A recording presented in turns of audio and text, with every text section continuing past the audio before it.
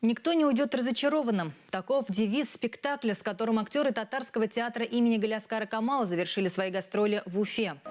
В прошлом году постановка «Очарованный танцем» стала незапланированной новогодней премьерой. Спектакль родился из разового проекта для юбилея популярного актера Ильдуса Габдрахманова.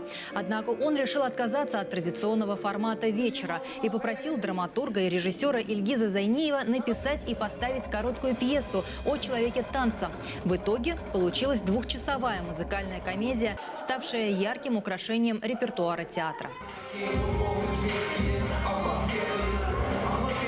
С завершением гастролей труппу театра поздравили министры культуры двух республик Амина Шафикова и Ирада Аюпова.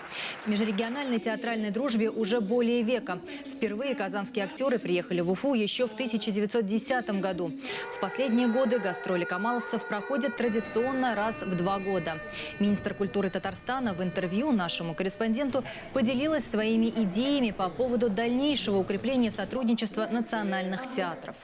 Было бы интересно, может быть, вот сделать такой месячный проект, где бы не столько даже показывать спектакли, это не должно быть целью или самоцелью. Было бы хорошо, может быть, делать театральные школы.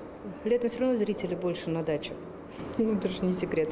А вот обмен опытом, да, вот именно коммуникация между труппами, это круто.